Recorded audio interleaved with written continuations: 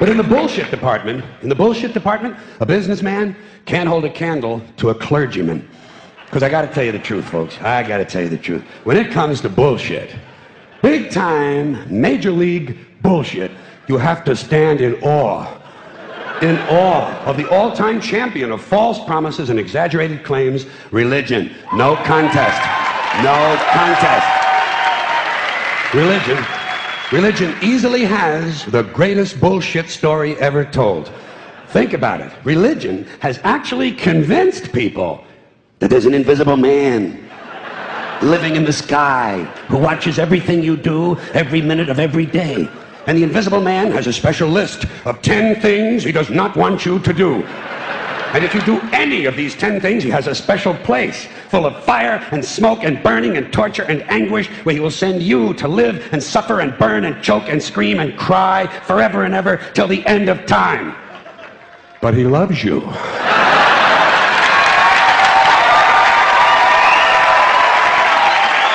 loves you.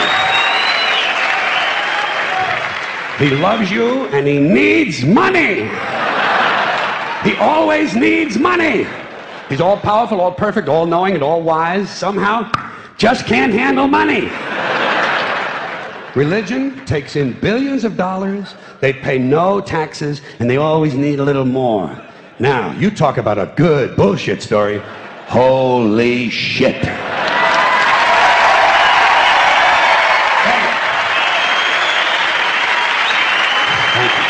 But, thank you very much. But I want you to know something. This is sincere. I want you to know, when it comes to believing in God, I really tried. I really tried. I tried to believe that there is a God who created each of us in his own image and likeness, loves us very much, and keeps a close eye on things. I really tried to believe that, but I gotta tell you, the longer you live, the more you look around, the more you realize something is fucked up. Something is wrong here. War, disease, death, destruction, hunger, filth, poverty, torture, crime, corruption, and the ice-capades. Something is definitely wrong. This is not good work. If this is the best God can do, I am not impressed. Results like these do not belong on the resume of a supreme being. This is the kind of shit you'd expect from an office temp with a bad attitude. And just between you and me, in any decently run universe, this guy would have been out on his all-powerful ass a long time ago. And by the way, I say this guy because I firmly believe, looking at these results, that if there is a God, it has to be a man. No woman could or would ever fuck things up like this.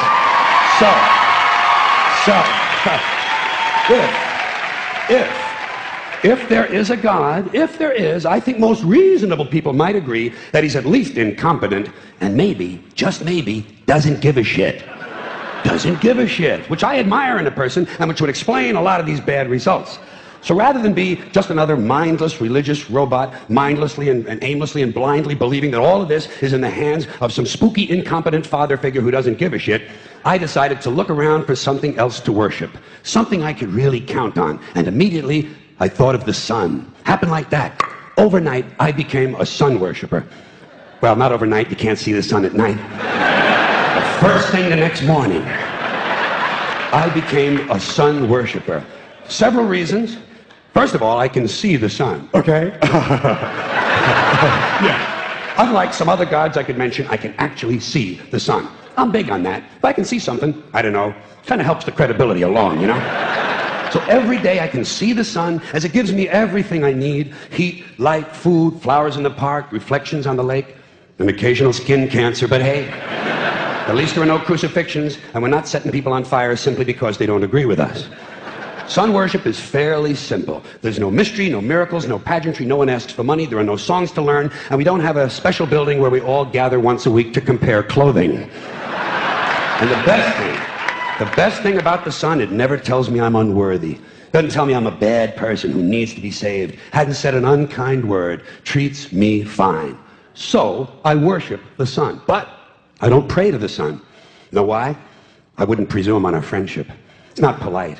I've often thought people treat God rather rudely, don't you? Asking trillions and trillions of prayers every day, asking and pleading and begging for favors. Do this, give me that, I need a new car, I want a better job. And most of this praying takes place on Sunday, his day off. It's not nice, and it's no way to treat a friend. But people do pray, and they pray for a lot of different things. You know, your sister needs an operation on her crotch. Your brother was arrested for defecating in a mall. But most of all, you'd really like to fuck that hot little redhead down at the convenience store. You know, the one with the eye patch and the club foot, huh? Can you pray for that? I think you'd have to. And I say, fine, pray for anything you want. Pray for anything. But what about the divine plan? Remember that? The divine plan. Long time ago, God made a divine plan. Gave it a lot of thought, decided it was a good plan, put it into practice. And for billions and billions of years, the divine plan has been doing just fine. Now you come along and pray for something. Well, suppose the thing you want isn't in God's divine plan. What do you want him to do? Change his plan? Just for you? Doesn't it seem a little arrogant? It's a divine plan. What's the use of being God if every rundown schmuck with a $2 prayer book can come along and fuck up your plan? And here's something else, another problem you might have. Suppose your prayers aren't answered. What do you say? Well, it's God's will. Thy will be done. Fine. But if it's God's will and he's going to do what he wants to anyway, why the fuck bother praying in the first place? Seems like a big waste of time to me. Couldn't you just skip the praying part and go right to his will? It's all very confusing. So to get around a lot of this, I decided to worship the sun. But, as I said, I don't pray to the sun. You know who I pray to? Joe Pesci. Joe Pesci. Joe Pesci. Two reasons. First of all, I think he's a good actor, okay? To me, that counts. Second, he looks like a guy who can get things done. Joe Pesci doesn't fuck around. Doesn't fuck around. In fact, Joe Pesci came through on a couple of things that God was having trouble with. For years, I asked God to do something about my noisy neighbor with the barking dog. Joe Pesci straightened that cocksucker out with one visit. It's amazing what you can accomplish with a simple baseball bat. So I've been praying to Joe for about a year now, and I noticed something. I noticed that all the prayers I used to offer to God and all the prayers I now offer to Joe Pesci are being answered at about the same 50% rate. Half the time I get what I want, half the time I don't. Same as God, 50-50. Same as the four-leaf clover and the horseshoe, the wishing well and the rabbit's foot. Same as the mojo man. Same as the voodoo lady who tells you your fortune by squeezing the goat's testicles. It's all the same, 50-50. So just pick your superstition, sit back, make a wish, and enjoy yourself. And for those of you who look to the Bible for moral lessons and literary qualities, I might suggest a couple of other stories for you. You might want to look at The Three Little Pigs. That's a good one. Has a nice, happy ending. I'm sure you'll like that. Then there's Little Red Riding Hood, although it does have that X-rated part where the big bad wolf actually eats the grandmother, which I didn't care for, by the way. And finally, I've often always drawn a great deal of moral comfort from Humpty Dumpty. The part I like the best, all the king's horses and all the king's men couldn't put Humpty Dumpty back together again. That's because there is no Humpty Dumpty and there is no God. None, not one, no God, never was. In fact, I'm gonna put it this way. If there is a God, may he strike this audience dead. See, nothing happened. Nothing happened. Everybody's okay.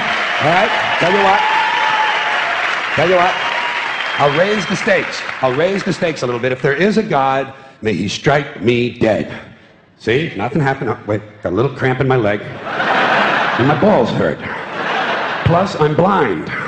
Oh, now I'm okay again. Must have been Joe Pesci, huh? God bless Joe Pesci. Thank you all very much. Joe bless you. Thank you very much. I appreciate it.